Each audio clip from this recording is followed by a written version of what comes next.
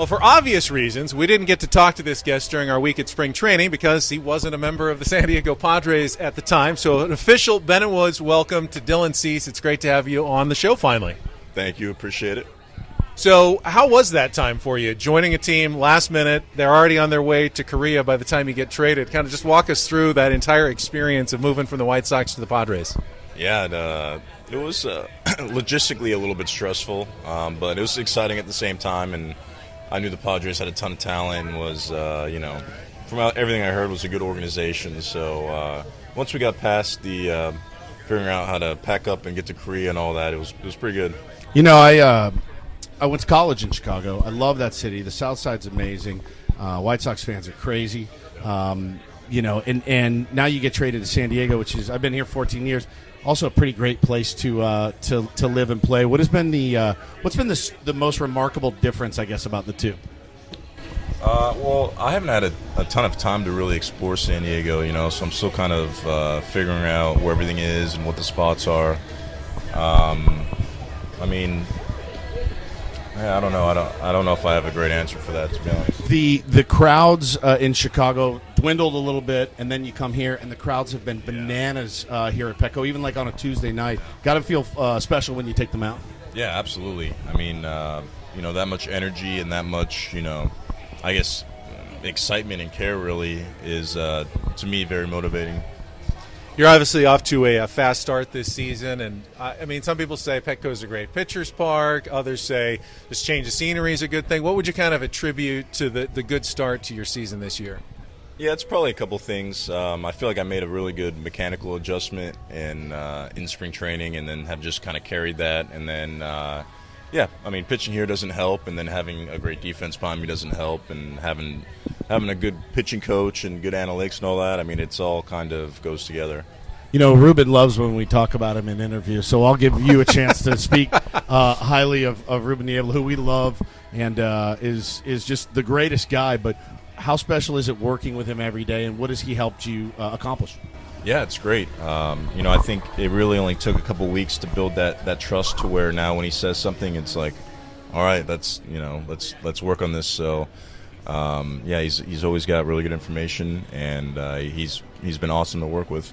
I think that's interesting because you've obviously been working with pitching coaches your entire life, and what does it take? What kind of things does he have to say? You go like, oh, I can work with this guy. Yeah, sometimes it could be something as simple as like, I don't feel like my slider's in a good spot, and he'll go, well, the data's good. Why don't you just try aiming it lower? And it's like, oh yeah, okay.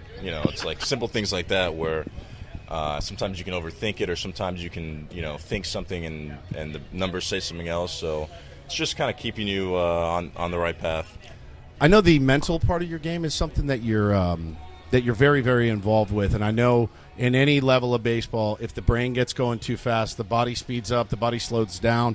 What do you do specifically to help center you on the mound? And do you use apps and stuff and meditate and things like that? I don't use any apps. There's a type of yoga called Isha Yoga, and I do some of the practices from there. On the mound, I'm just performing and, in the moment. But, off the field, I definitely do some meditation, some visualization, some yoga stuff. Well, they were talking about on the broadcast last night, there was a pitch or something where you actually put your hands down together, like you were reminding yourself on the mound to, yeah. Well, sometimes, yeah. It's mostly when I don't get down the mound and I cut myself off and I'm just like, go. Reminding yourself. Yeah.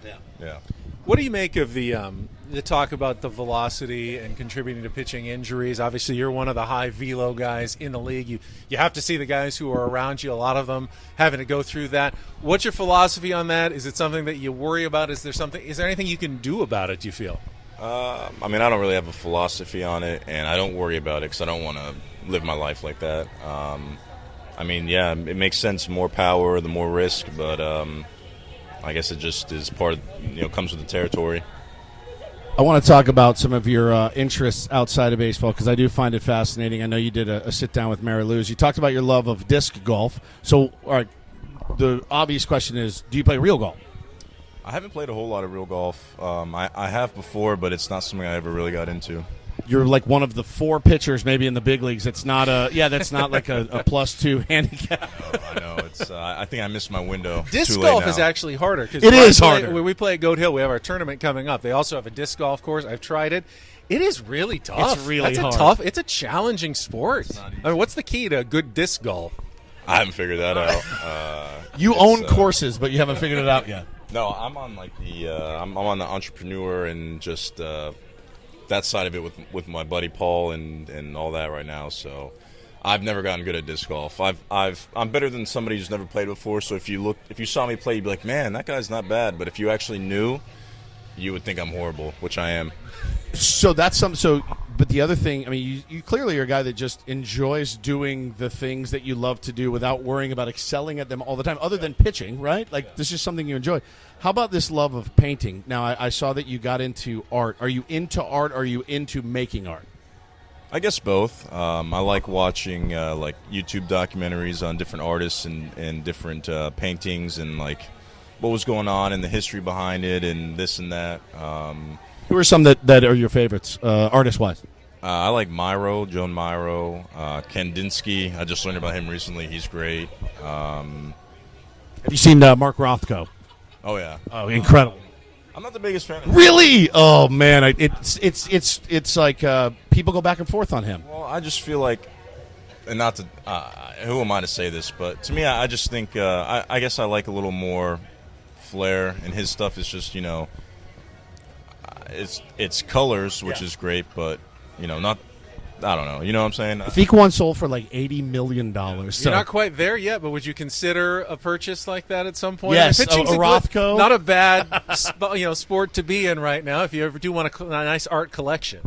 Yeah, I think $80 million will be out of the budget unless I'm able to acquire $1 billion company someday. Now, what can we buy your painting for? Are you going to put yours up? What does a Cease original 2024 go for right now?